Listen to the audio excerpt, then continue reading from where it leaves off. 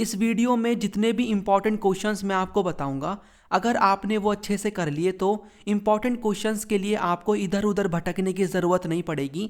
बहुत ही काम के क्वेश्चंस हैं ये। Don't miss a single question. We will discuss 35 plus questions including PYQs of book 1। सभी इंपॉर्टेंट क्वेश्चंस मिलेंगे आपको, 2 markers, 4 markers and 6 markers. So let's start with 6 markers first. और हाँ, पेपर में कैसे लिखना है उस पर भी बात करेंगे। It's going to be very helpful video. So hey guys, this is Ankit and you are watching Humanities Lover. Let's begin. ये है आपकी बुक नंबर 1 और इसमें आप ये सभी के सभी जो चैप्टर्स हैं, 7 चैप्टर्स ये आते हुए देखोगे। और किस चैप्टर से कितने मार्क्स का आएगा वो भी मैंने बताया हुआ है। आप यहाँ पर देखोगे सभी चैप्टर से 6 मार्क का आएगा except this chapter globalisation 4 mark का। तो यानी इस चैप्टर से आप 6 मार्क का तैयार नहीं करोगे तो भी चलेगा, 4 मार्क तक का आप तैयार कर सकते हो। जो क्वेश्चन है उसकी मैं बात कर रहा हूँ, राइट। बाकी let's start with the 6 mark के क्वेश्चन के साथ में। और 6 मार्क के क्वेश्चन में आपको कितना लिखना है वो सब भी मैं आपको बताऊंगा, तो चीज़ें आपकी अच्छे से क्लियर हो जाएंगी। वीडियो को अच्छे से देखना। और इस वीडियो को स्टार्ट करने से पहले आई रिकमेंड कि आई होप आपने ये मैं मान के चल रहा हूँ कि आपने ये वाली वीडियो देखी है जिसमें मैंने पूरी बुक 1 को अच्छे से एक्सप्लेन किया है, बिकॉज ये क्विकली रिवीजन होगा। क्विकली हम देखेंगे कि कौन कौन से क्वेश्चंस हैं और उसमें आपको क्या लिखना है, कैसे लिखना है, रिवीजन करेंगे। डिटेल एक्सप्लेनेशन मैं नहीं दूंगा बिकॉज मैं ऑलरेडी दे चुका हूँ, बट हाँ, चीज़ें आपको क्लियर हो जाएंगी। तो आई होप आपने इस वीडियो को देखा या फिर आपका सिलेबस कंप्लीट है। ओके, बाकी देखो, बाकी अभी हम 6 मार्क के क्वेश्चन की बात कर रहे हैं, तो लेकिन मैं सभी के बारे में आपको बता दूं। 2 मार्क में आपको क्या लिखना है, 50 से 60 वर्ड में लिखना है, जो कि आप 3-4 लाइन लिख दोगे, 2 पॉइंट्स लिख दोगे, इनफ है। और आपको ये 6 क्वेश्चन ऐसे मिलेंगे बोर्ड एग्जाम में 2025 के, ठीक है। Then you will find 5 question आपको मिलेंगे 4 मार्क के, और 4 मार्क में आपको 100 से 120 वर्ड्स में लिखना है। जो कि अगर आप फ्लो चार्ट नहीं बनाते, 4 मार्क में बना सकते हो फ्लो चार्ट, बट अगर नहीं बनाओगे तो भी चलेगा, ठीक है। तो आई विल से कि भाई अगर आप फ्लो चार्ट बना रहे हो तो 2 पेजेस आर इनफ, ठीक है। आपको इस प्रकार की शीट मिलती हैं इस टाइप की, तो ये वाला पेज और जब आप इसको पलटोगे वो वाला पेज जिसमें आपने एक पेज में इंट्रोडक्शन लिख दिया, फ्लो चार्ट बना दिया, दूसरे वाले पेज में आपने एक्सप्लेन कर दिया वो 4 पॉइंट्स।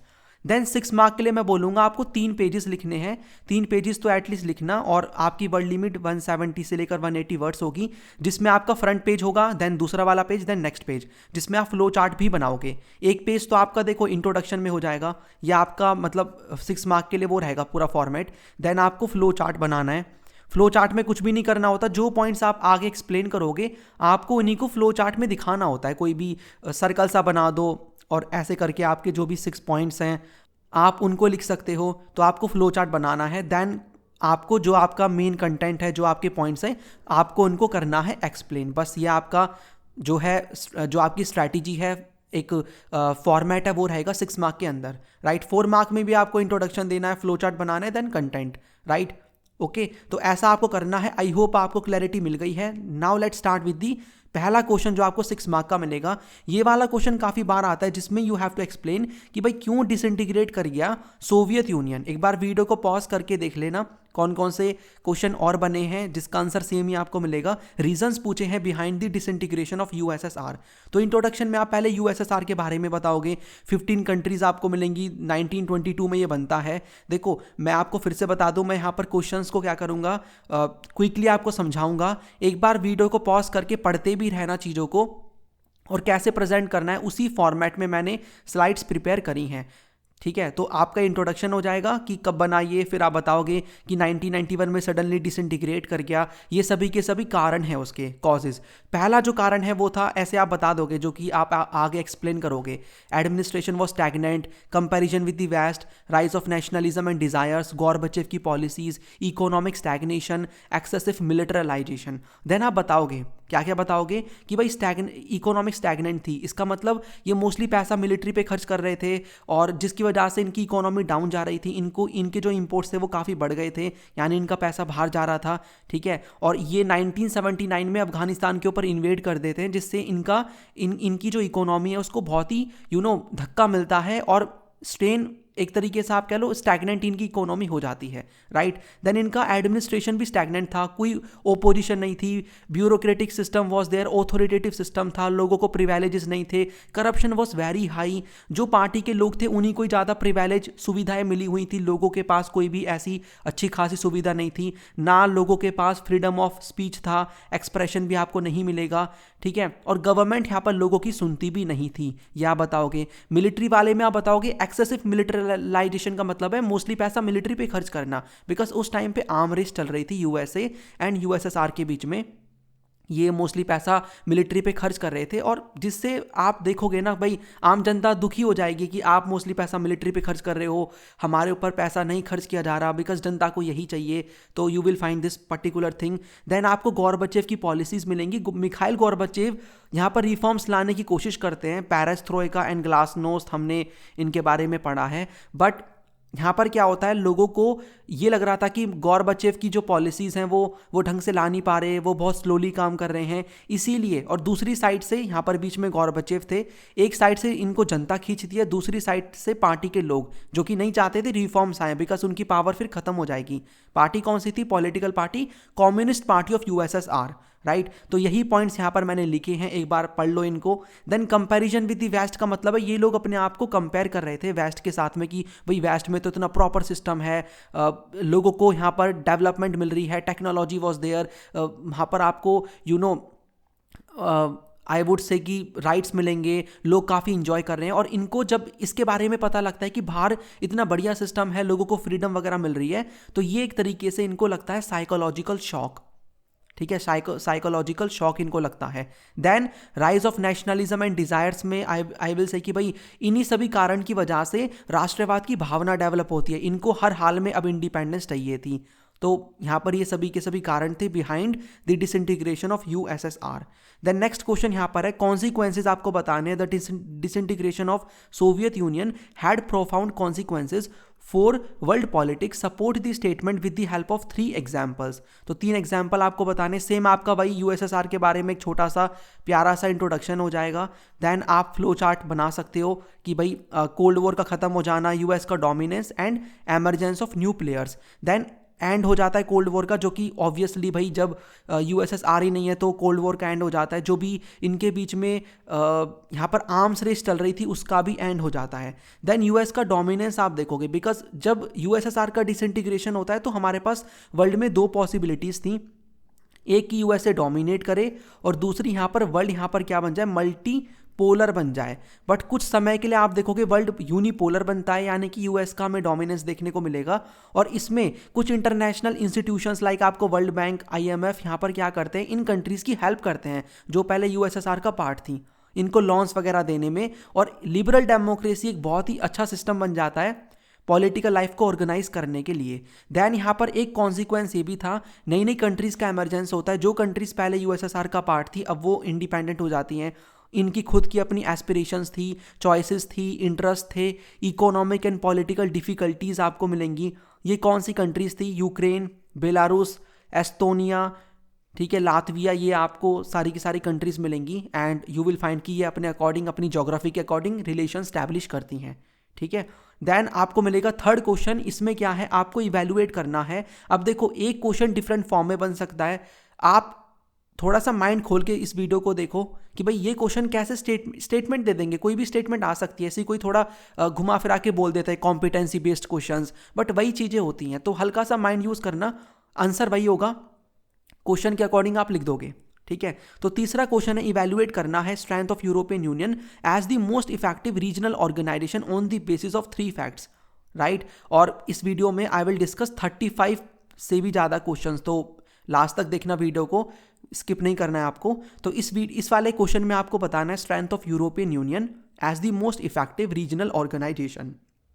तो पहले आप बताओगे कि यूरोपियन यूनियन कब बनता है, तो यू विल फाइंड कि भाई यूरोपियन यूनियन यहाँ पर बन के आएगा सामने, राइट। तो 1992 में यहाँ पर क्या होता है, 7 फरवरी 1992 में मास्ट्रिस्ट जो ट्रीटी है वो साइन होती है, और यूरोपियन यूनियन जो है उसकी फॉर्मेशन की बात होती है, बट ये इम्प्लीमेंट ट्रीटी बाद में होती है, ठीक है। ट्रीटी इंप्लीमेंट होगी यहाँ पर 1993 में, और ऑफिशियली यूरोपियन यूनियन 1993 में सामने आएगा। 1992 में ये ट्रीटी साइन हो रही है, राइट। उसके बाद आप बताओगे टोटल आपको 27 मेंबर आज के टाइम पे मिलेंगे। Then you will explain flow chart की फॉर्मेट में कि भाई यूरोपियन यूनियन इसका economic influence, political influence, then military influence. Political में यहाँ पर आप पहले इकोनॉमी का बताएंगे हम। इकोनॉमिक जो इन्फ्लुएंस है इसमें आप बताओगे कि इनकी अच्छी खासी इकोनॉमी है। आप अगर थोड़ा पुराना डेटा देखोगे तो आपको 2016 में आपको इनकी $17 ट्रिलियन की इकोनॉमी मिलेगी, जो कि यहाँ पर यू विल से कि भाई अमेरिका के बाद सेकंड बिगेस्ट इकोनॉमी है। और अभी जो आपकी रिसेंटली बुक में अपडेशन हुआ है उसके अकॉर्डिंग यहाँ पर 2024 में यहाँ पर प्रोजेक्ट की गई थी 19.35 ट्रिलियन इकोनॉमी। तो आप दोनों में से किसी का भी लिख सकते हो। सेकंड लार्जेस्ट है, ठीक है, ये आपको पता रहना चाहिए, ये आपको लिखना है। इसकी करेंसी यूरो डोमिनेंस जो है यूएस के डॉलर का उसको थ्रेट देती है, राइट। इसका वर्ल्ड में जो ट्रेड मतलब वर्ल्ड ट्रेड में जो शेयर है वो भी काफ़ी ज़्यादा आपको मिलेगा। और जब आप यहाँ पर ये चीज़ कर रहे हो तो ऑब्वियसली यहाँ पर आपका अच्छा खासा इन्फ्लुएंस होगा।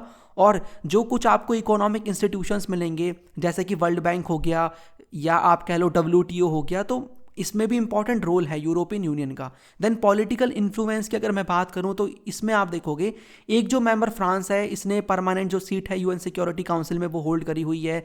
देन यू विल फाइंड कि यहाँ पर काफ़ी सारे यूरोप से आपको यूरोपियन यूनियन से लोग मिलेंगे, कंट्रीज़ मिलेंगी जो कि सर्व करती हैं as the non permanent member of the यहाँ पर मतलब सिक्योरिटी काउंसिल, राइट। और इसके साथ साथ इनका अच्छा खासा आपको रोल मिलेगा।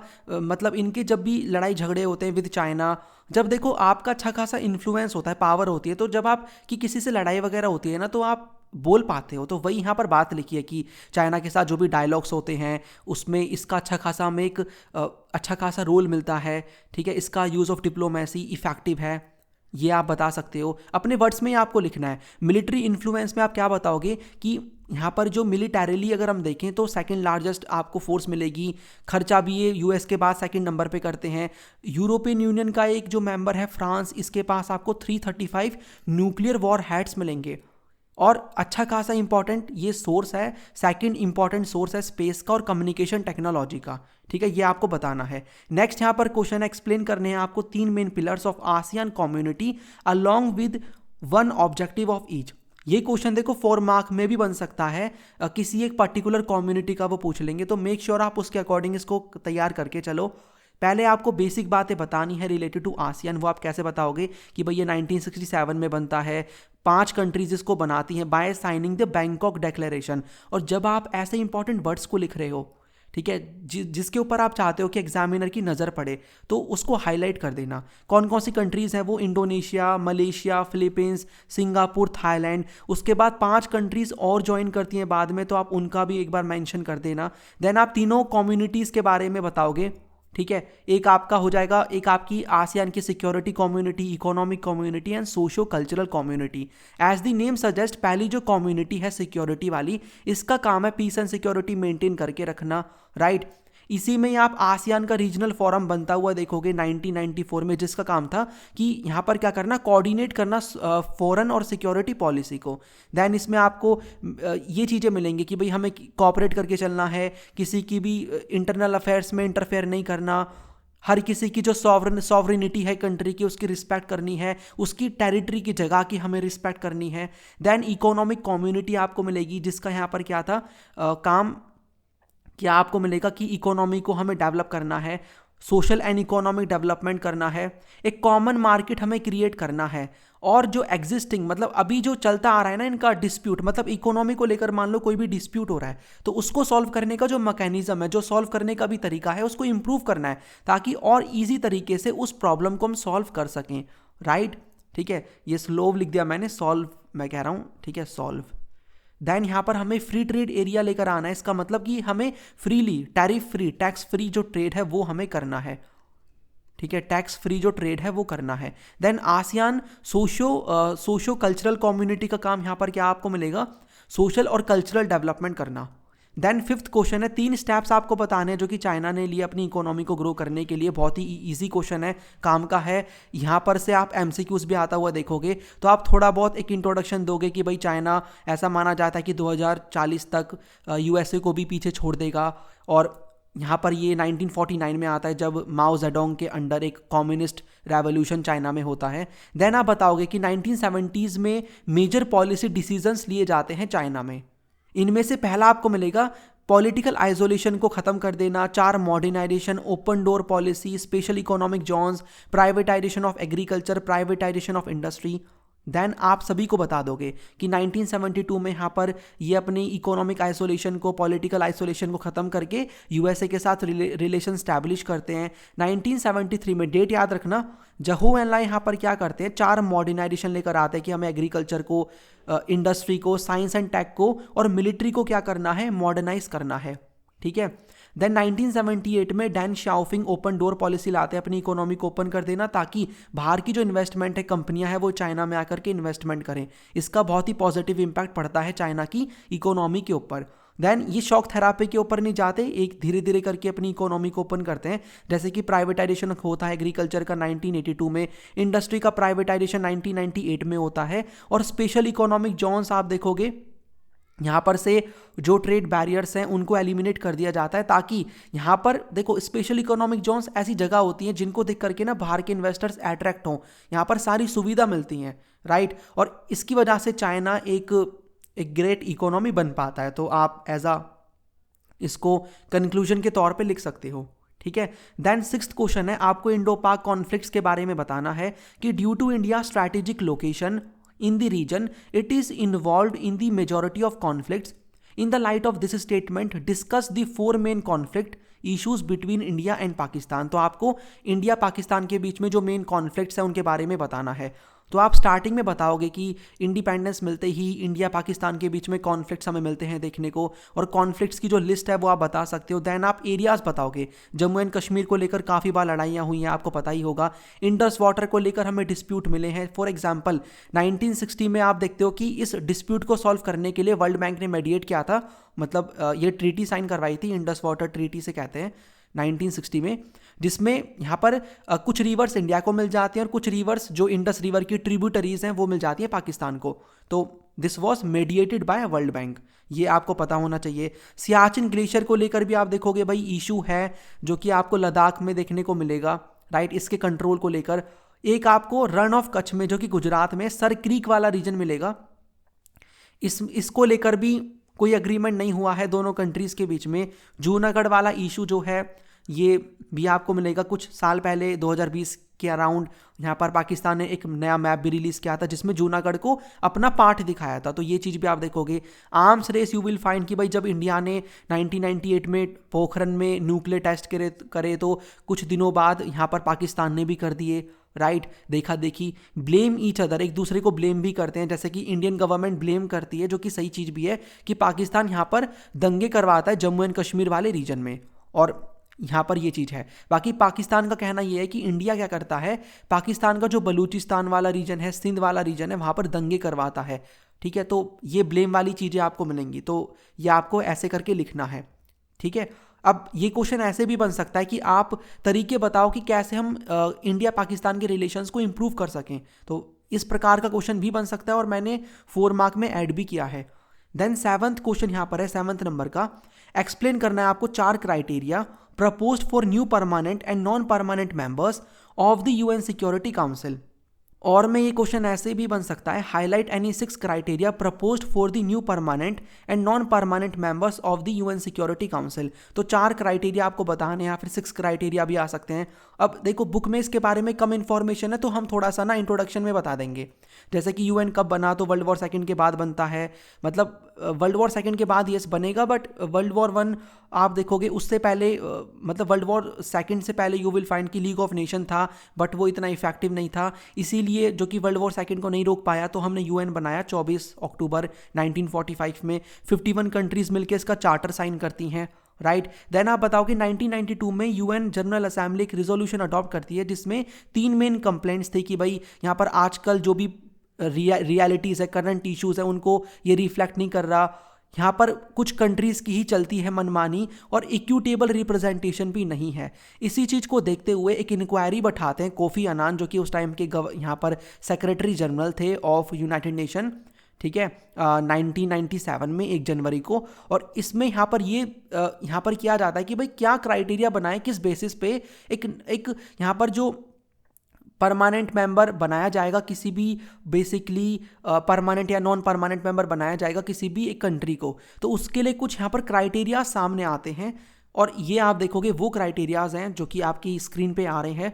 इकोनॉमिक पावर होनी चाहिए अच्छी खासी, मेजर मिलिट्री पावर हो, अच्छा खासा कंट्रीब्यूट करे यूएन के बजट में, पॉपुलेशन काफ़ी ज़्यादा हो उस कंट्री की, वो कंट्री डेमोक्रेसी की रिस्पेक्ट करे, ह्यूमन राइट्स की रिस्पेक्ट करे, और काउंसिल को रिप्रेजेंटेटिव बना दे, यानी उस कंट्री में डाइवर्सिटी होनी चाहिए, काफ़ी सारे रिलीजन लैंग्वेजेस, ताकि सारे लोग रिप्रेजेंट हो पाएँ। But still there are many issues related to this कि भाई कितनी बड़ी इकोनॉमिक पावर, कितनी बड़ी मिलिट्री हो। अगर आप डेमोक्रेसी और ह्यूमन राइट्स को क्राइटेरिया बना दोगे तो काफ़ी कंट्रीज क्लेम करेंगी कि हम भी तो रिस्पेक्ट करते हैं ह्यूमन राइट्स की, हम भी तो डेमोक्रेसी की रिस्पेक्ट करते हैं, उसको फॉलो करते हैं।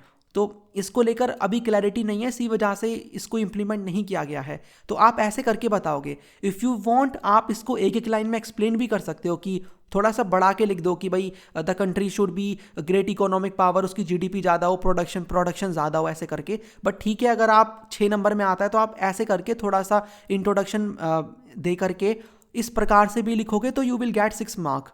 ओके, देन 8th नंबर का क्वेश्चन है, mention any 6 steps suggested by head of all the member states in 2005 to make the United Nations more relevant in the changing context। तो UN को relevant बनाने के लिए आप देखोगे 2005 में कौन कौन से स्टेप्स लिए जाते हैं। तो 60 ईयर्स की ये अपनी एनिवर्सरी सेलिब्रेट करते हैं 2005 में, और ये कंट्रीज मिलती हैं सभी की सभी, ठीक है। और ये कौन कौन से स्टेप्स लेते हैं, जैसे कि पीस बिल्डिंग कमीशन को स्टैब्लिश करना जो कि पीस एंड स्टेबिलिटी मेंटेन करके रखेगा। ये यहाँ पर बोलना कि अगर मान लो वो पर्टिकुलर कंट्री अपने लोगों को नहीं बचा पाई तो ये रिस्पॉन्सिबिलिटी किसकी होगी, ये रिस्पॉन्सिबिलिटी इंटरनेशनल कम्युनिटी की होगी। ह्यूमन राइट्स काउंसिल को भी स्टैब्लिश किया जाता है, इसका काम था कि यहाँ पर लोगों को जस्टिस देना, ह्यूमन जो राइट के अब्यूजेस हैं उनको देखना, और मिलीनियम डेवलपमेंट जो गोल्स हैं उनको अचीव करने के लिए भी बात होती है, जो कि आपको 8 मिलेंगे। बट अब ये रिप्लेस हो गए हैं बाय सस्टेनेबल डेवलपमेंट गोल्स। इनका टारगेट हमारा है 17 गोल्स हैं एसडीजीज, और हमारा टारगेट है 2030 तक इनको क्या करना, इनको अचीव करना। देन टेररिज्म को कंडेम किया जाता है, डेमोक्रेसी जो फंड है उसको क्रिएट किया जाता है, ठीक है, ताकि यहाँ पर कंट्रीज में डेमोक्रेसी को स्प्रेड किया जा सके। और जो ट्रस्टशिप काउंसिल है उसको भी वाइंड अप किया जाता है, एक अग्रीमेंट इसके लिए साइन होता है, बिकॉज इसका काम था जो भी कंट्रीज में कोलोनियल पावर जो भी है ना उनको ख़त्म करना। यानी इनके अकॉर्डिंग आपको पलाऊ देश मिलेगा विच वॉज द लास्ट एक ऐसी कंट्री, एक ऐसी जगह जहाँ पर कॉलोनियल रूल था जो कि ख़त्म हो जाता है 1994 में, और उसी के बाद से इसको ख़त्म कर दिया जाता है। मतलब ये काम में नहीं है, काम यूज़ में नहीं थी, ऑपरेशनल नहीं थी। ट्रस्टशिप काउंसिल ऑफिशियली इसको यहाँ पर एंड किया जाएगा, इसको वाइंड अप किया जाता है 2005 में ट्रस्टशिप काउंसिल को।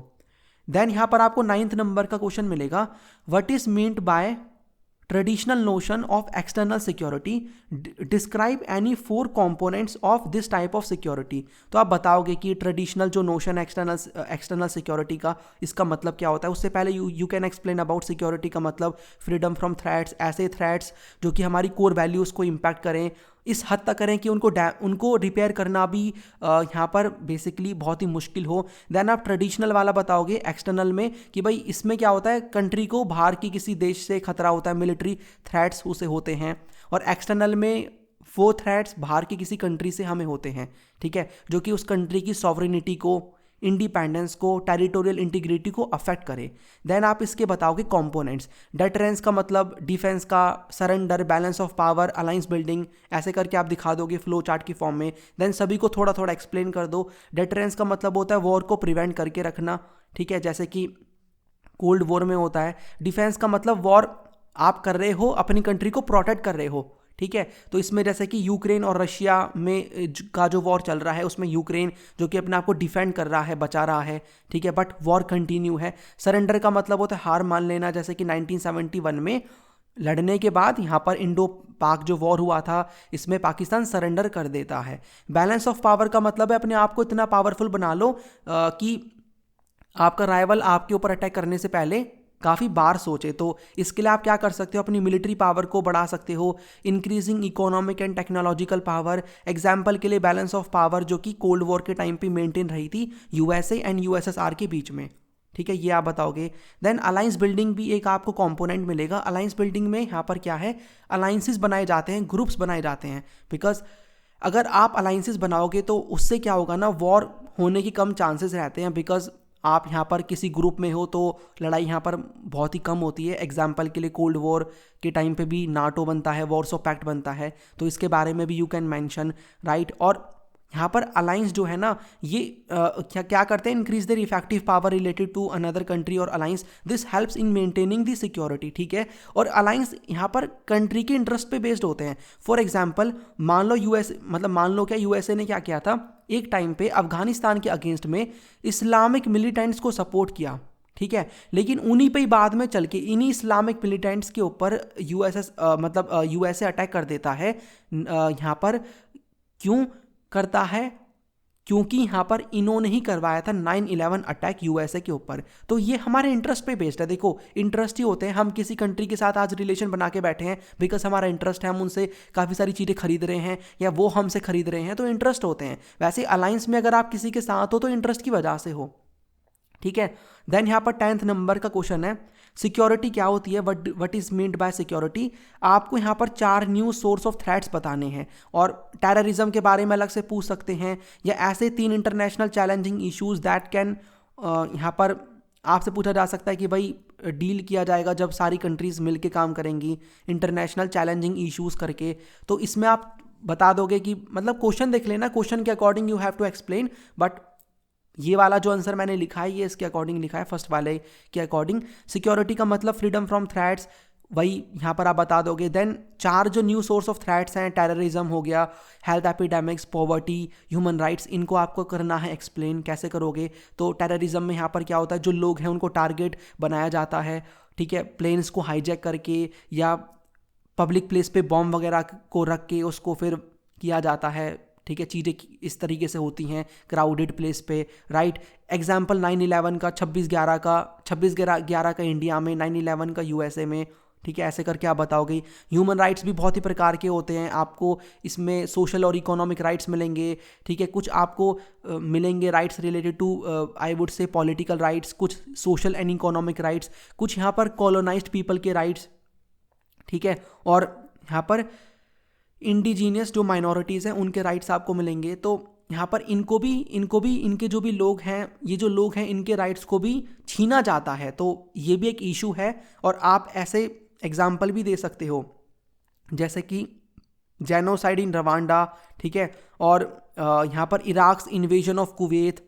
देन पॉवर्टी के बारे में यू कैन मेंशन कि पॉवर्टी बढ़ती जा रही है, यहाँ पर काफ़ी लोग पुअर हैं, बहुत सारी कंट्रीज़ आपको पॉवर्टी में मिलेंगी देखने को। इसके पीछे का रीज़न है यहाँ पर उनकी इकोनॉमी अच्छी रहती नहीं है, पॉपुलेशन काफ़ी बढ़ती जा रही है, ठीक है। तो इकोनॉमिक इनइक्वालिटी आपको मिलेगी, हाई पर कैपिटा इनकम और low population growth make rich state, यानी रिच स्टेट रिच होते जा रहे हैं और गरीब गरीब होते जा रहे हैं बिकॉज उनकी इनकम इतनी होती नहीं है।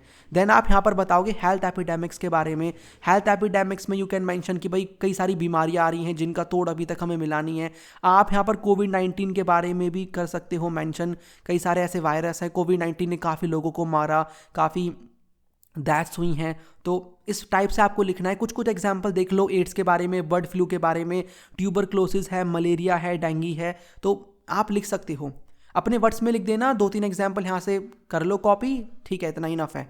देन 14, यहाँ पर 14 क्या, 11th नंबर का क्वेश्चन है, explain the meaning of common but differentiated responsibilities in the light of earth summit and the United nation framework convention on climate change 1992। तो आपको यहाँ पर कंसेप्ट बताना है कॉमन बट डिफरेंशिएटेड रिस्पॉन्सिबिलिटी का। तो इसके बारे में मैं वन शॉट में बता चुका हूँ। होता क्या है, 1992 में ब्राज़ील के रियो डी जेनेरियो में एक समिट होती है जिसे हम रियो समिट कहते हैं। इस समिट में क्या होता है, इस समिट में यहाँ पर एक बहस छिड़ती है, यहाँ पर जो आपको मिलेंगी डेवलप्ड कंट्रीज़ और जो डेवलपिंग कंट्रीज़ हैं, ठीक है, जो डेवलपिंग कंट्रीज़ हैं उनके बीच में तो एक बहस छिड़ती है। यहाँ पर क्या होता है, डेवलपिंग कंट्रीज़ ये बोलती हैं कि भाई डेवलप्ड कंट्रीज़ में पहले इंडस्ट्रियलाइजेशन आया था, इन्होंने ज़्यादा नुकसान पहुँचाया है एनवायरनमेंट को, इसीलिए इनकी ज़्यादा रिस्पॉन्सिबिलिटी है एनवायरनमेंट को प्रोटेक्ट करने की। राइट। तो यहाँ पर एक कंसेप्ट सामने आप देखोगे आएगा निकल के कि भाई इनकी ज़्यादा रिस्पॉन्सिबिलिटी है बिकॉज इन्होंने ज़्यादा इम्पैक्ट किया है एनवायरनमेंट को। इसी को ही बोलते हैं कॉमन, मतलब गोल हमारा कॉमन है बट डिफरेंशिएटेड रिस्पॉन्सिबिलिटीज़, यानी डेवलप्ड कंट्रीज़ की ज़्यादा रिस्पॉन्सिबिलिटीज़ हैं, ठीक है। और यहाँ पर क्या होता है, इसी चीज़ को लेकर के ट्रीटी भी साइन होती है 1992 में, जिसे हम बोलते हैं UNFCCC, United nation framework convention on climate change. इसमें क्या आता है, यहाँ पर ये बोलते हैं कि हर साल हम मिलेंगे, जिसको कॉप कहा जाएगा। कॉप मतलब कॉन्फ्रेंस ऑफ पार्टीज की, पहले नंबर की, दूसरे नंबर की, तीसरे नंबर की। इसमें हम चीज़ों को डिस्कस करेंगे, कंट्रीज़ को टारगेट मिलेंगे, और जो टारगेट्स मिलेंगे डेवलप्ड कंट्रीज़ को वो बाइंडिंग होंगे बिकॉज इनका ज़्यादा भाई रोल है एनवायरनमेंट को ख़राब करने में, और डेवलपिंग वालों को नहीं मिलेंगे। जैसे कि कॉप में आप एग्जांपल दे सकते हो कि भाई कॉप थर्ड होती है क्योटो में, जिसे हम क्योटो प्रोटोकॉल कहते हैं 1997 में। इसमें इंडिया भी इसमें पार्टिसिपेट करता है। तो इसी चीज़ को यहाँ पर मैंने किया है एक्सप्लेन सिंपल वर्ड्स में। एक बार वीडियो को करोगे पॉज, बिकॉज पूरी स्टोरी है, एक कंसेप्ट है ये अलग प्रकार का, काफ़ी ज़रूरी है, यहाँ से क्वेश्चन बनते हैं, तो एक बार देख लो इसको। बाकी यहाँ पर जो चीज़ें मैंने बताई हैं वो सब यहाँ पर मेंशन है। देन चलेंगे 12th नंबर के क्वेश्चन की तरफ। Reforming the United Nations means restructuring of the security council, यानी कि ये क्वेश्चन मैं बताऊं आपको 2024 के बोर्ड एग्जाम में आया है कि यूनाइटेड नेशन को रिफॉर्म करने का मतलब है UNSC को रिफॉर्म करना। बहुत ही सिंपल क्वेश्चन है, बिकॉज आज के टाइम पे आप क्या प्रॉब्लम देखते हो, यूनाइटेड नेशन सिक्योरिटी काउंसिल आज की जो प्रॉब्लम है, आज की जो रियलिटी है उसको रिफ्लेक्ट नहीं करता। आपको 5 जो कंट्रीज हैं उन्हीं की इंटरेस्ट देखने को मिलेंगे, राइट। यहाँ पर जो कंट्रीज़ हैं इंडिया, ब्राज़ील, जर्मनी, जापान, इनको तो इसमें इन्वॉल्व किया ही नहीं गया है। परमानेंट यहाँ पर जो सीट है वो मिली ही नहीं है, जो कि देनी चाहिए, तभी तो आपको आज जो भी प्रॉब्लम्स हैं जगह जगह पर उनको रिफ्लेक्ट किया जाएगा, उन मुद्दों को उठाया जाएगा। देन वही है लिमिटेड रिप्रेजेंटेशन है। आप देख लो 54 कंट्रीज़ आपको मिलेंगी अफ्रीका वाले कॉन्टिनेंट में, राइट, लेकिन एक भी मेंबर वहाँ से नहीं है UNSC की सिक्योरिटी काउंसिल में एज अ परमानेंट मेंबर। तो ये किया जाना चाहिए। लेटिन अमेरिका से आपको नहीं मिलेगा, मींस साउथ अमेरिका से आप नहीं देखोगे। ऐसे 2 कॉन्टिनेंट है, एक तो साउथ अमेरिका और दूसरा यहाँ पर अफ्रीका। ऐसे ये 2 कॉन्टिनेंट है जहाँ से you will not find a single member. तो आपको बढ़ाना चाहिए, तो ये होना चाहिए। देन वीटो पावर को लेकर भी लोग कहते हैं कि भाई वीटो पावर को चेंज करो, इसको हटा दो, बिकॉज ये इंपॉर्टेंट डिसीजंस को रोक देता है। वीटो पावर का मतलब है कि मान लो 5 कंट्रीज हैं, तो यहाँ पर मेजोरिटी की बात नहीं होती है, इसका मतलब नेगेटिव वोट है। मान लो 4 ने हाँ बोल दिया, 1 ने ना बोल दिया, तो वो डिसीजन ना में ही होगा जब तक चारों मतलब 5 हाँ नहीं बोल देते हैं। तो ये चीज़ भी यहाँ पर होनी चाहिए कि भाई वीटो पावर खत्म हो जाए। तो ऐसे करके आपको बताने हैं 3 पॉइंट्स और एग्जाम्पल भी आपको देने हैं। देन आपको 13th नंबर के क्वेश्चन में बताना है explain any 3 environmental concerns in global politics which no single government can address. ये तो देखो आप अपने वर्ड्स में भी अपने माइंड से भी लिख सकते हो कि ऐसे 3 एनवायरमेंटल कंसर्न्स जिनको यहाँ पर एक सिंगल गवर्नमेंट मिलके सॉल्व नहीं कर सकती, इसमें सभी को मिलके चलना पड़ेगा।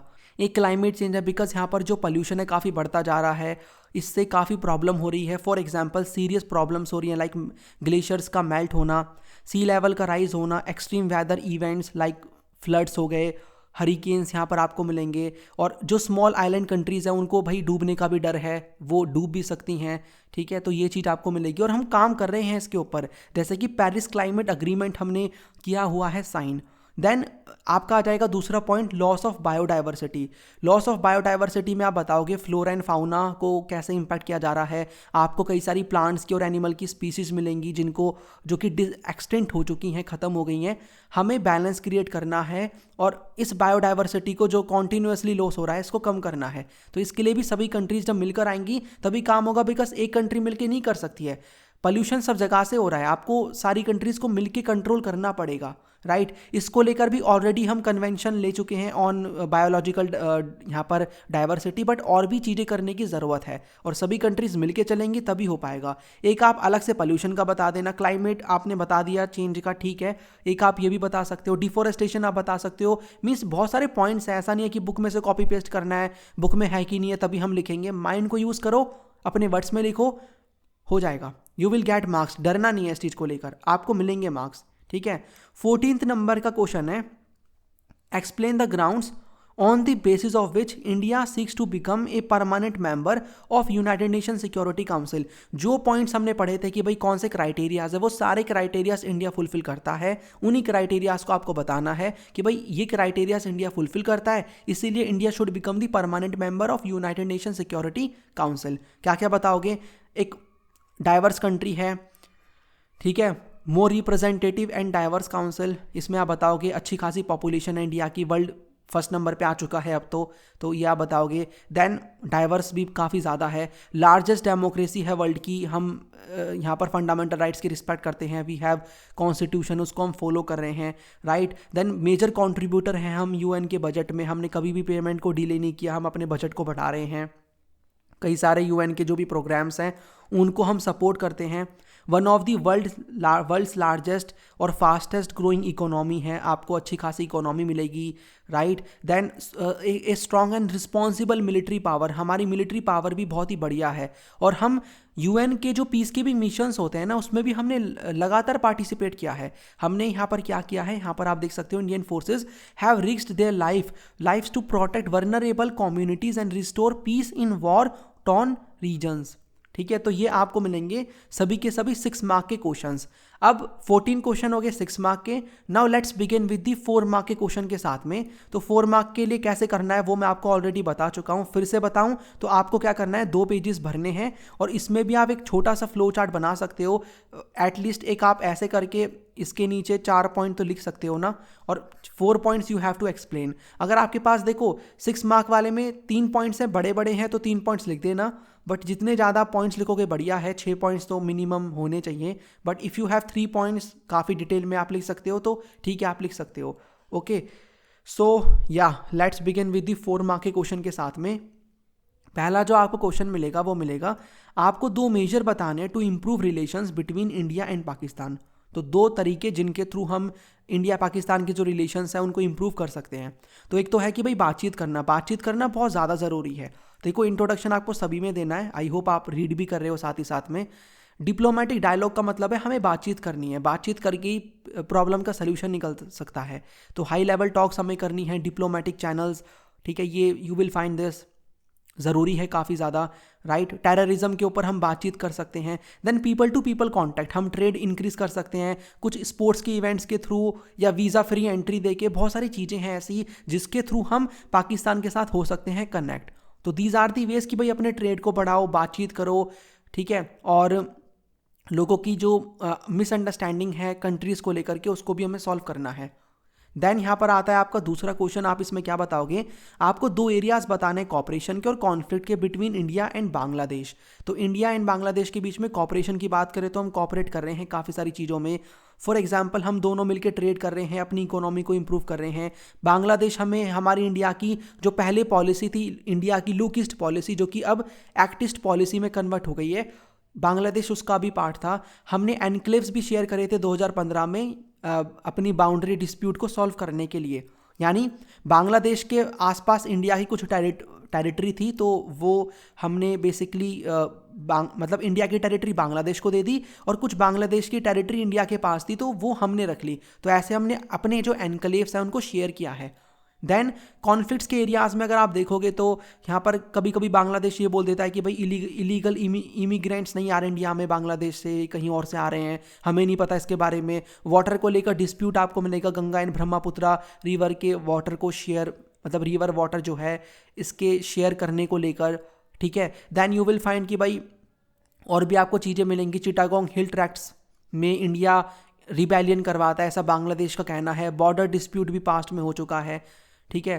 तो यू विल फाइंड दिस कि कोई भी 2 आप लिख सकते हो, थोड़ा सा एक्सप्लेन कर देना, ठीक है। बाकी then why has the, third question है, why has the democratic system not been stable in Pakistan, यानी कि क्यों पाकिस्तान फेल कर गया in building a stable democracy. एक क्वेश्चन बहुत ही मल्टीपल फॉर्मेट में बन सकता है। तो इसमें आप बताओगे कि हमें मिलिट्री का, क्लर्जी का, लैंड ओइंग एरिस्टोक्रेसी यानी अमीर लोगों का काफ़ी ज़्यादा आपको डोमिनेंस मिलेगा यहाँ पर। इसी वजह से इलेक्टेड गवर्नमेंट को ईजिली ओवरथ्रो करवा दिया जाता है और मिलिट्री गवर्नमेंट स्टैब्लिश हो जाती है। दूसरा बताओगे कि पाकिस्तान के कॉन्फ्लिक्ट है विद इंडिया, जिनकी वजह से पाकिस्तान की जो आर्मी है वो काफ़ी पावरफुल बन गई है। ठीक है। और इनका ये मानना है पाकिस्तान की आर्मी का कि भाई ये जो पॉलिटिकल पार्टीज है सेल्फिश माइंडेड होती हैं, इनकी वजह से पाकिस्तान की सिक्योरिटी हर्ट हो जाएगी, तो इनको आप पावर मत दो, हमें पावर दो, मिलिट्री को हम सिक्योरिटी मेंटेन करके रखेंगे।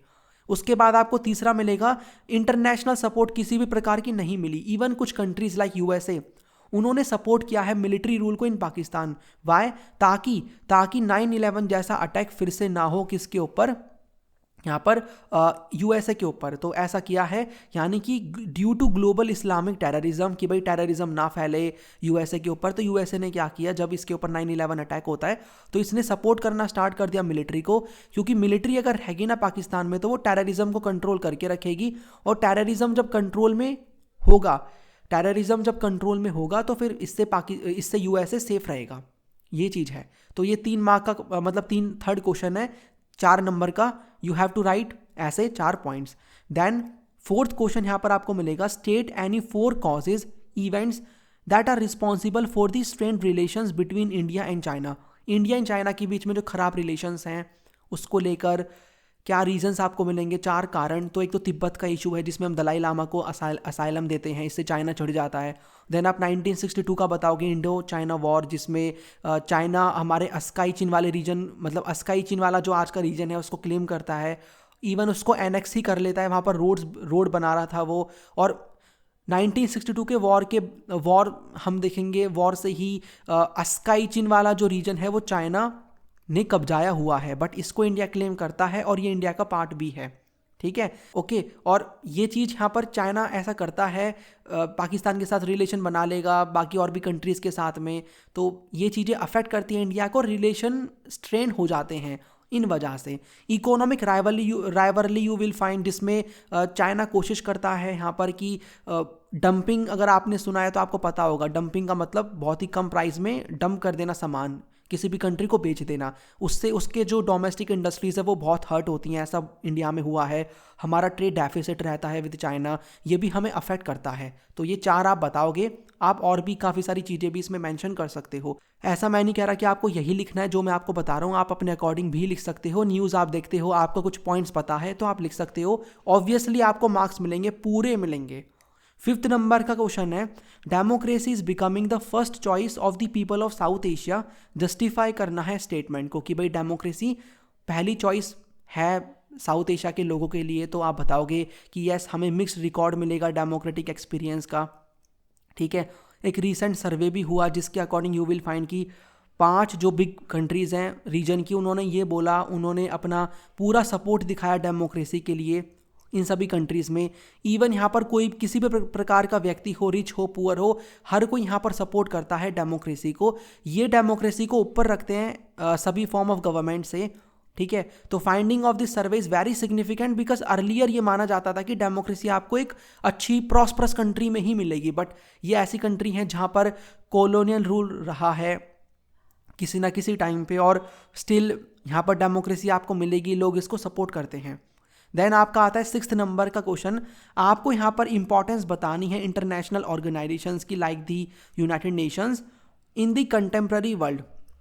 तो देखो, इसको स्टार्ट करने का तरीका मैं आपको बता दूं, बहुत ही ईजी और अच्छा है। ये 6 मार्क में अगर बनेगा क्वेश्चन तो आप उसमें भी बता सकते हो। एक आपकी बुक में कोट गिवन है, कोट, ये कोट बेसिकली दी है यहाँ पर डैग हैमर्सडॉल्ड ने। तो आप इसके साथ इसको स्टार्ट कर सकते हो कि यूनाइटेड नेशन इसलिए नहीं बना कि हमें ह्यूमैनिटी को हेवन में ले जाना है, बल्कि उसको हेल से, नर्क से बचाना है। ठीक है, तो ऐसे करके आप बता सकते हो कि हमारे लिए बहुत ही इंपॉर्टेंट है। तो वाई इंटरनेशनल ऑर्गेनाइजेशंस इंपॉर्टेंस, तो पीस एंड स्टेबिलिटी मेंटेन करने के लिए, कॉपरेशन के लिए, इकोनॉमिक डेवलपमेंट के लिए, सोशल एंड कल्चरल डेवलपमेंट के लिए। और जब ऐसा क्वेश्चन बनेगा तो आप अगर इसमें एग्जाम्पल दोगे तो और भी अच्छा रहेगा। तो पीस एंड स्टेबिलिटी में आप बता सकते हो, पीस एंड स्टेबिलिटी मेंटेन करके रखनी है, कॉन्फ्लिक्ट्स को सॉल्व करना है, ये काम है यूएन का, ये करता भी है। इवन ऐसा यूएन पीस बिल्डिंग जो इसके मिशंस हैं, पीस कीपिंग मिशंस कह लो, इनके through, right. Then you will find cooperation की बात होगी।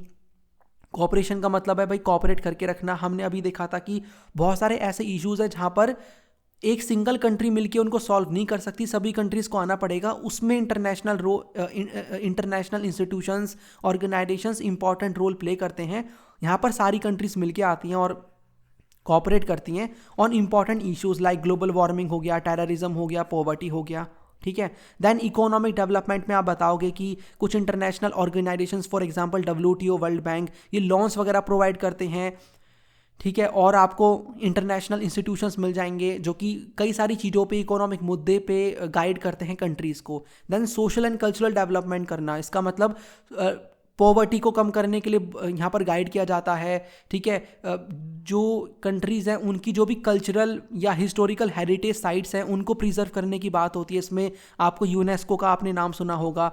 आपको यहाँ पर ह्यूमन जो राइट्स हैं, ठीक है, ह्यूमन जो राइट्स हैं उनको प्रिजर्व करने की बात होती है। जेंडर इश्यूज आपको मिलेंगे, मतलब बहुत सारी चीज़ें हैं। सोशली लोगों को प्रोटेक्ट करने के लिए, जस्टिस के लिए काम होता है, तो कई सारे आपको मिलेंगे ऐसे। अगर आप कमेंट में लिख पाओ तो लिख देना विच इंटरनेशनल इंस्टीट्यूशंस या ऑर्गेनाइजेशंस जो कि जस्टिस के लिए काम करते हैं, ह्यूमन राइट्स के लिए काम करते हैं, ठीक है, जेंडर इक्वालिटी मेंटेन करने के लिए काम करते हैं। ILO आप देख लो, इंटरनेशनल लेबर ऑर्गेनाइजेशन, जो कि लेबर के, वर्कर के राइट्स की बात करता है।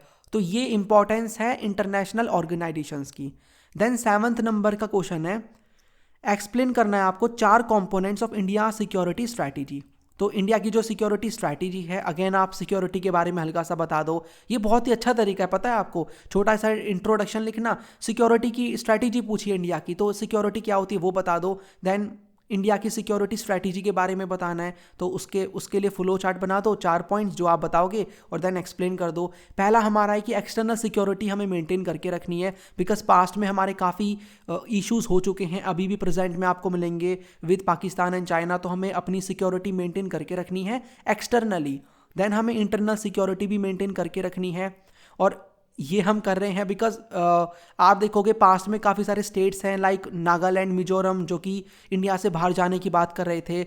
आपको सक्सेशनिस्ट मूवमेंट मिलेंगे, खालिस्तान का इशू आपको मिल जाएगा, ठीक है, और कुछ सिविल वॉर्स वगैरह भी आपको छोटे मोटे मिल जाएंगे। मींस कुछ कम्युनिटीज़ हैं छोटी मोटी जो कि इंडिया बेसिकली यहाँ पर बात करती हैं कि दे वांट कि भाई उनको सेपरेट स्टेट मिल जाए, तो इनको हमें सॉल्व करना है। तो ऐसा हमने पास्ट में किया है। हमने ये काम हम कैसे कैसे कर रहे हैं, नेगोशिएशंस के थ्रू कर रहे हैं।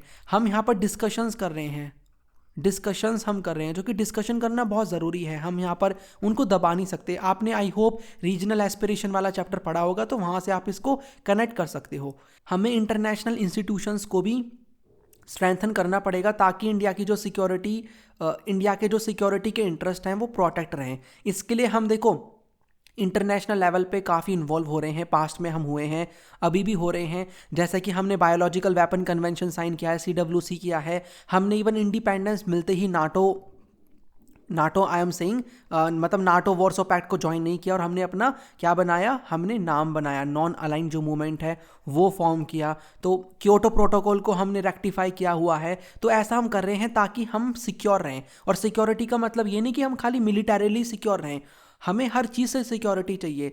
बहुत सारे मुद्दे हैं लाइक ह्यूमन राइट्स का इशू है, क्लाइमेट चेंज है, उन सब से भी हमें सिक्योरिटी चाहिए। इकोनॉमिक डेवलपमेंट पे हम काम कर रहे हैं, हमारी GDP बढ़ रही है, तो हमारी ये भी सिक्योरिटी की स्ट्रैटेजी है कि हमें अपनी इकोनॉमी को इम्प्रूव करना है, ठीक है, उसकी GDP को बढ़ाना है। क्योंकि सारे स्टेट्स अगर इकोनॉमिकली ग्रो करेंगे तो बहुत ही कम चांसेस है कि कहीं से सेपरेटिस्ट मूवमेंट की डिमांड आए, ठीक है, हर कोई आराम से अपना इंजॉय करेगा फिर, राइट।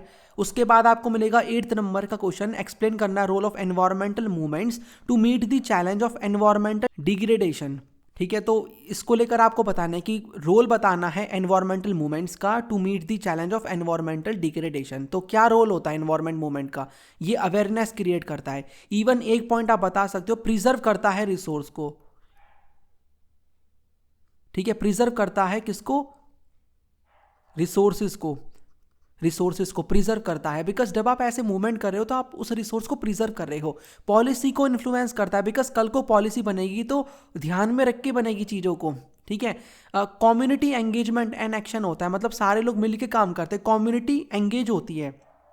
जब ऐसा कोई मूवमेंट होगा तो आप भी तो अलर्ट हो जाओगे ना कि भाई ये मूवमेंट हो रहा है, यानी ये चीज़ बचानी बहुत ही ज़रूरी है। आप अवेयर तो होते हो उससे, बट कम्युनिटी एंगेजमेंट का मतलब है आप एंगेज होते हो, उसमें इन्वॉल्व होते हो, एक्शन लेते हो, ठीक है। और कॉर्पोरेट अकाउंटेबिलिटी का मतलब है कॉर्पोरेट्स को अकाउंटेबल ठहराया जाता है कि भैया आप ही गलती है, आप यहाँ पर एनवायरनमेंट को ख़राब कर रहे हो, ठीक है, तो ये चीज़ आपको मिलेगी। तो यू विल फाइंड दिस कि भाई एनवायरमेंटल मूवमेंट्स को लेकर ये इंपॉर्टेंट रोल है, ठीक है, अवेयरनेस क्रिएट करना, बाकी पॉलिसी इन्फ्लुएंस, प्रिजर्व रिसोर्सेज या कंजर्व कह लो, कंजर्व सही रहेगा वर्ड जो है, right.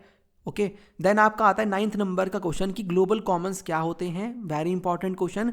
Y is it said that it is said that international cooperation over global commons is not easy. Global commons क्या होते हैं और कॉपरेशन यहाँ पर क्यों ज़रूरी नहीं है, ये क्वेश्चन ऐसे भी बन सकता है। बट देखो, दूसरा जो प्रकार का क्वेश्चन बनेगा ना, उसके क्वेश्चन को रीड कर लेना, उसी से रिलेटेड होगा, बट लिखना आपको उसके अकॉर्डिंग है। जैसे मान लो मैंने अभी जो नीचे ये वाला आंसर है, ये इस वाले के अकॉर्डिंग लिखा है, पहले वाले के अकॉर्डिंग, लेकिन अगर ये क्वेश्चन बनता तो मैं थोड़ा अलग करके लिखता, मैं एग्जाम्पल पे ज़्यादा फोकस करता, जो पूछा है उसके अकॉर्डिंग आपको करना है। बट टॉपिक क्लियर है तो आई होप आप कर लोगे।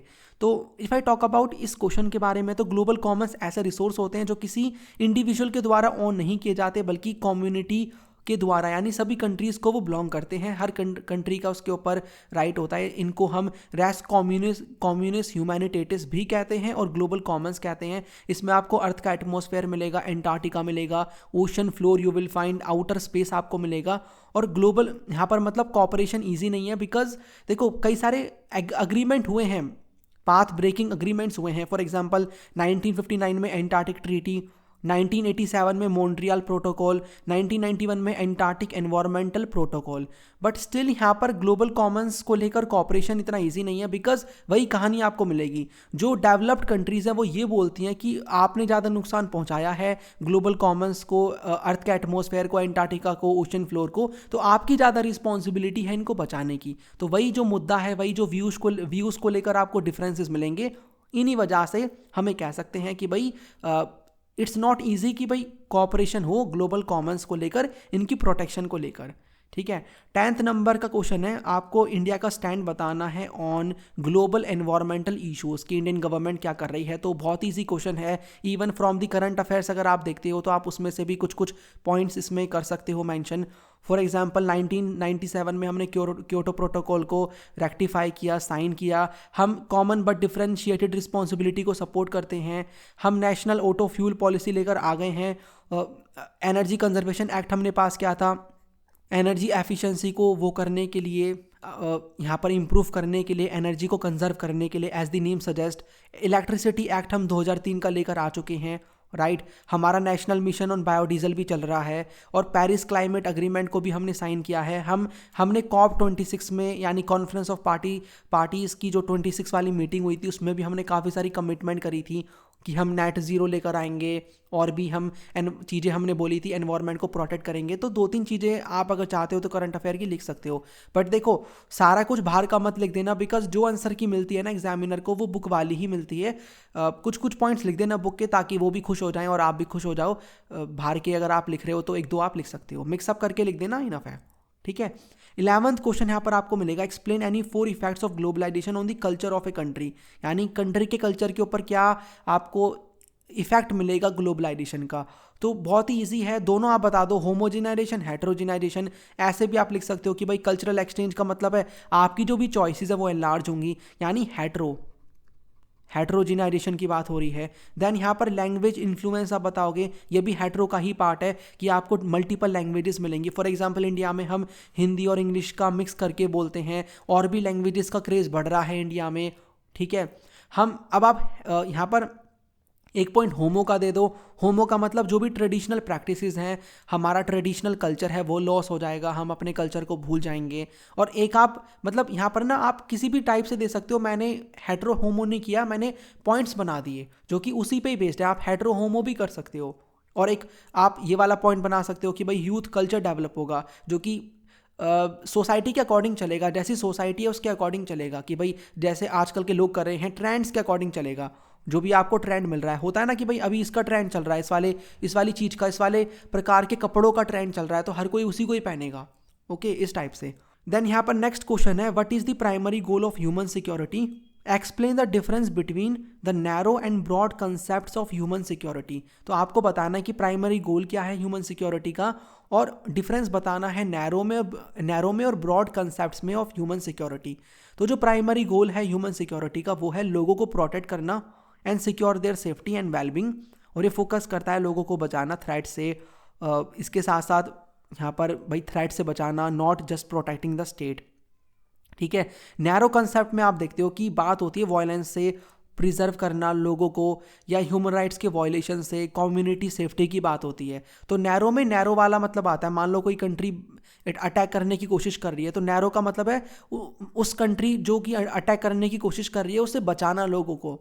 और जो ब्रॉड है उसमें ना ये चीज़ तो आती है, साथ में और भी चीज़ें आती हैं, बिकॉज हमें सिक्योरिटी और भी चीज़ों से चाहिए। फॉर एग्जांपल फूड सिक्योरिटी हो गई, या कह लो हेल्थ के इश्यूज हो गए जो हमने न्यू सोर्सेज ऑफ थ्रेट में पढ़े हैं, राइट। एनवायरमेंटल सिक्योरिटी हो गई, ह्यूमन डिग्निटी, डेवलपमेंट, इन सब की बात भी होती है। Poverty, lack of education, poor health, इन सब से भी हमें सिक्योरिटी चाहिए। तो ब्रॉड वाले में ये सब चीज़ें भी आती हैं। ठीक है, देन 13th नंबर का क्वेश्चन है explain the security challenges faced by the newly independent countries of Asia and Africa. तो जो न्यूली इंडिपेंडेंट कंट्रीज आपको मिलेंगी एशिया की, अफ्रीका की, वो यहाँ पर कौन से सिक्योरिटी चैलेंजेस फेस करती हैं, तो वो एक्सटर्नल भी करती हैं, इंटरनल भी करती हैं। तो एक्सटर्नल में आपको वो थ्रेट्स मिलेंगे, इनको थ्रेट था अपनी नेबरिंग कंट्रीज से। ठीक है, अपनी जो भी नेबर्स हैं उनसे था, इनके नेबर कंट्रीज़ के साथ इनके बेकार रिलेशन थे, बाउंड्री डिस्प्यूट्स वर देयर, तो उससे इन्हें डर था। इवन आज भी आप देखोगे कॉन्फ्लिक्ट्स होते हैं। और दूसरा इन्हें डर था उनसे जो कि जिन्होंने इनको कॉलोनी बनाया था, कॉलोनियल जो इनकी पावर थी, मतलब जो इनकी कॉलोनियल पावर थी जिन्होंने इनको कॉलोनी बनाया था, तो उनसे भी इन्हें डर था कि भाई वो कल को फिर से हमारे ऊपर अटैक ना कर दे। तो ये न्यूली इंडिपेंडेंट कंट्रीज़ की बात हो रही है जो नए नए आज़ाद हुए थे एशिया के, अफ्रीका के, राइट। इनको इंटरनली भी मिलेंगी प्रॉब्लम्स, इंटरनल थ्रेट्स भी मिलेंगे, जो कि कौन कौन से थे, सिविल वॉर, इथनिक जो कॉन्फ्लिक्ट्स हो रहे थे, फॉर एग्जांपल श्रीलंका में आपको मिलेंगे, मिलिट्री कॉन्फ्लिक्ट्स जहाँ पर मिलिट्री रूल आ रहा था, पॉलिटिकल इनस्टेबिलिटी आपको मिलेगी जो कि अफ्रीका में काफ़ी ज़्यादा आती है, डेमोक्रेटिक गवर्नमेंट टिकती ही नहीं है। तो ऐसे आपको मिलेंगे दोनों प्रकार के कॉन्फ्लिक्ट्स, इंटरनल और एक्सटर्नल। ठीक है, और ये जो आपकी बुक में गिवन है ना सिक्योरिटी वाला चैप्टर जिसमें मेंशन है अबाउट सिक्योरिटी के बारे में, तो बीच में से बनाया हुआ है, मतलब पैराग्राफ के बीच में से बना दिया। तो ऐसे क्वेश्चन भी बनेंगे, मेक श्योर प्रिपेयर रहो, वन शॉट वीडियो को देख लो ताकि क्लैरिटी आपको मिल जाए। नाउ यहाँ पर 2 मार्क के क्वेश्चंस की बात करते हैं। यहाँ पर टॉप 10 क्वेश्चंस मैं आपको बताऊंगा। देखो 2 मार्क के क्वेश्चंस के लिए मैं ये बोलूँगा ये कहीं से भी बन सकते हैं, बट इस वीडियो में मैंने इंक्लूड करे हैं जो कि काफ़ी इंपॉर्टेंट है, PYQs पे बेस्ड हैं। तो अगर आपका चैप्टर अच्छे से क्लियर है, 4 मार्कर्स आपके अच्छे से रेडी हैं, 6 मार्कर आपके रेडी हैं, तो आप इसको भी कर लोगे। ठीक है, 2 मार्क के कहीं से भी बन जाएंगे तो भी आप कर लोगे, उन्हीं में से तोड़ तोड़ के बन सकते हैं। बट देख लेते हैं कुछ कुछ इंपॉर्टेंट, जैसे कि 4 आपको मेजर रिपब्लिक्स बताने हैं एरस्टवाइल USSR के, यानी जो कंट्रीज़ USSR में इन्वॉल्व थी, तो Estonia, Latvia, Lithuania, Russia, Belarus, आप ये सब मेंशन कर सकते हो। दूसरा क्वेश्चन यहाँ पर ये वाला बना है कि साउथ एशियन जो एक्सपीरियंस है डेमोक्रेसी का, has expanded the global imagination of democracy, justify the statement. ये स्टेटमेंट इवन हमने लिखी भी थी अपने एक आंसर में, 4 मार्क वाले में, मैंने अभी आपको बताया भी है। तो इसमें आपको बताना है कि साउथ एशिया का जो एक्सपीरियंस है डेमोक्रेसी का, उसने जो ग्लोबल इमेजिनेशन है डेमोक्रेसी को लेकर, उसको कैसे एक्सपैंड किया है। बिकॉज ये मानना था उन लोगों का पहले कि भाई डेमोक्रेसी आपको प्रॉस्परस कंट्री में ही मिलेगा, रिच कंट्रीज में ही मिलेगा, लेकिन हमने इस चीज़ को क्या किया, इस चीज़ को हमने उनका जो है कि भाई ये मानना है उसको हमने ब्रेक कर दिया। उनके मतलब जो इनका ये मानना है इस चीज़ को लेकर, उसको हमने क्या किया है, उनकी इमेजिनेशन को ब्रॉड कर दिया, एक्सपैंड कर दिया कि भाई नहीं, डेमोक्रेसी जो है वो आ सकती है, नॉर्मल कंट्रीज़ में भी आ सकती है। उसके बाद है 3rd नंबर का question, suggest any 2 measures to improve the relations between India and Pakistan. तो कोई भी आप लिख सकते हो, जो कि हमने अभी पढ़े भी थे कि diplomatic discussions, trade and economic cooperation, conflict resolution through discussions, people to people contact. तो आप बता सकते हो एनी 2। उसके बाद आप एग्जाम्पल के थ्रू बताओ कि भाई स्ट्रेंथ क्या है यूनाइटेड नेशंस की, यहाँ पर ये लोग आपसे इंपॉर्टेंस पूछ सकते हैं, 2 ऑर्गन्स पूछ सकते हैं, तो accordingly you have to answer कि भाई पीस एंड सिक्योरिटी मेंटेन करना, सोशल एंड इकोनॉमिक डेवलपमेंट करना, एग्जाम्पल आप दे दो, एग्जाम्पल के थ्रू ही आपको बताना है। नॉन ट्रेडिशनल के ऊपर क्वेश्चन बन जाएगा। नॉन ट्रेडिशनल का मतलब ऐसी सिक्योरिटी जो कि यहाँ पर बियॉन्ड मिलिट्री थ्रेट्स आपको मिलेगी देखने को, ठीक है। Beyond military threats include a wide range of threats and dangers affecting the conditions of human existence. Then आप एग्जाम्पल भी इसमें दे सकते हो कि भाई पॉवर्टी है, ह्यूमन हेल्थ इश्यूज़ हैं, रिफ्यूजी क्राइसिस है, ह्यूमन राइट्स इश्यूज़ हैं। देन आपसे ऑर्गन्स के बारे में पूछ लेंगे, 4 ऑर्गन पूछे हैं तो इसका मतलब है हाफ मार्क का 1 ऑर्गन है, तो UNGA हो गया, United Nation General Assembly, United Nation Security Council, International Court of Justice, Economic and Social Council, ठीक है। Then explain any 2 reasons for the ethnic conflict in Sri Lanka, तो क्या 2 रीज़न आप बताओगे। इनके राइट्स को डिनाई किया जा रहा था, ठीक है। LTT का बनना भी भाई ये इतनी कॉन्फ्लिक्ट को बढ़ाता है और इनको राइट्स नहीं मिल रहे थे, तो आप इसी को एक्सप्लेन करोगे, थोड़ा सा बता देना। Considered them as inferior and second class citizens. देखो ये मैंने पॉइंट शॉर्ट में लिखे हैं, इसको आपको एक्सप्लेन करना पड़ेगा, एटलीस्ट लिखना कि भाई लगने चाहिए 2-2 लाइन के 2 पॉइंट्स आपको लिखने हैं। देन 8th नंबर का जो क्वेश्चन है वो है welfare state is getting replaced by market, analyse the reason for this change. यानी कि जो वेलफेयर स्टेट है वो मार्केट से रिप्लेस हो रहा है, बिकॉज अब यहाँ पर क्या है, मार्केट ही डिटरमाइन कर रहा है हर चीज़, बिकॉज ड्यू टू ग्लोबलाइजेशन तो गवर्नमेंट का रोल कम हो रहा है, मार्केट से ही सारी चीज़ें रेगुलेट हो रही हैं। तो आपको ये बताना है कि जो वेलफेयर स्टेट पहले हुआ करता था, गवर्नमेंट वेलफेयर के लिए काम करती थी, वो अभी भी कर रही है, बट ग्लोबलाइजेशन की वजह से मार्केट है, मार्केट अपने अकॉर्डिंग चीज़ों को रेगुलेट कर रहा है, ठीक है। उसके बाद 9th नंबर का क्वेश्चन, आपको 2 फीचर बताने, कॉन्स्टिट्यूशन ऑफ बांग्लादेश के 2024 में ये क्वेश्चन आया था। तो हमने पढ़ा है कि भाई सेक्युलरिज्म की ये बात करते हैं, डेमोक्रेसी एंड सोशलिज्म की बात करते हैं, हमने पढ़ा हुआ है। Then you will find 10th number का क्वेश्चन कि भाई कौन सी पॉलिटिकल पार्टी सारी की सारी सीट 1970 के इलेक्शन में ईस्ट पाकिस्तान में जीतती है और वो कौन से लीडर थे। तो वो पार्टी थी अवामी लीग, और जो आपको लीडर मिलेंगे वो मिलेंगे शेख मुजीबुर रहमान। तो आप देख लो, मतलब मैं बहुत दुनिया भर के क्वेश्चन बना सकता हूँ 2 मार्क के पूरे सिलेबस से। तो अगर आपका चैप्टर क्लियर है ना, अच्छे से आपने पढ़ा है, तो कहीं से भी 2 मार्कर्स बन जाए आप कर लोगे। फैक्चुअल बन सकते हैं या नॉर्मल वो थियोरेटिकल वाला भी बना सकते हैं, तो इट्स डिपेंड। मेन इज कि आपका चैप्टर क्लियर होना चाहिए। 4 मार्कर 6 मार्कर पे ज़्यादा ध्यान दो, 2 मार्कर तो चलो प्रैक्टिस के लिए आप थोड़ा बहुत देख सकते हो। आई होप सारे इंपॉर्टेंट क्वेश्चंस आपने कर लिए हैं, इनकी प्रैक्टिस कर लेना, इस PDF को अच्छे से रीड कर लेना। और अगर आपको ये PDF चाहिए, साथ में और भी PDFs चाहिए, तो आप ये वाला कोर्स कर सकते हो बाय। इसका प्राइस है बस खाली 199, बहुत ही कम प्राइस में सारी PDFs आपको मिल रही हैं, इंपॉर्टेंट नोट्स डिटेल्ड वाले, बहुत ही ईजी लैंग्वेज में, उसके थ्रू आप पूरा सिलेबस कंप्लीट कर सकते हो। इंपॉर्टेंट क्वेश्चन आंसर की PDF आपको मिलेगी, मैप की मिल जाएगी। तो ये आपको कोर्स मिलेगा इस वाले ऐप को इंस्टॉल करके, या फिर डिस्क्रिप्शन बॉक्स में प्लेलिस्ट का तो मिल ही जाएगा link, but you will find link of the website, उसके थ्रू भी आप बाय कर सकते हो। बाय करने के बाद ऐसे आप बाय करोगे, उसके बाद आप कोर्स लाइब्रेरी से जा करके अपने कोर्स को एक्सेस कर सकते हो, और वहाँ से जो भी PDFs उस कोर्स में अटैच हैं आप उनको डाउनलोड करके अच्छे से पढ़ सकते हो। ज्योग्राफी में भी इन PDFs के थ्रू काफ़ी बच्चों ने अच्छे से पढ़ा है, they got much benefit. Same political science में भी काफ़ी बच्चे बाय कर रहे हैं, कर लो, बहुत ही कम प्राइस है, जाते जाते इस छोटी सी अमाउंट को इन्वेस्ट करके देखो, you will get much benefit. Okay, बाकी और भी चीज़ इसमें मैं ऐड करता रहूँगा कोर्स में थोड़ी बहुत, बाकी सारी चीज़ें मैंने ऑलरेडी ऐड करी हैं, पढ़ लो अच्छे से। ये वीडियो आई होप आपने अच्छे से देखी है। बाकी ऐसे ही सेम वीडियो आपको मिल जाएगी बुक सेकंड की भी, where we will discuss same type of important questions from the book second, उसको भी देख लेना। MCQs की वीडियोस भी आपको मिल जाएंगी चैनल पे, राइट। कंप्लीट प्लेलिस्ट का लिंक नीचे मिल जाएगा, टेलीग्राम ग्रुप का लिंक नीचे मिल जाएगा, ज्वाइन करके रख लो। बाकी काम की वीडियोस आएंगी, वीडियो को लाइक कर देना, काफ़ी मेहनत लगी है पूरी PPT को बनाने में, चीज़ों को करने में। एक कमेंट में मेंशन कर देना कि वीडियोस कैसी लग रही हैं। प्लेलिस्ट को शेयर कर दो विद योर फ्रेंड्स, अच्छे से प्रिपरेशन करो। ऑल दी बेस्ट, सब कुछ अच्छा होगा। चलिए फिर मिलते हैं नेक्स्ट वीडियो में। Thanks for watching this video.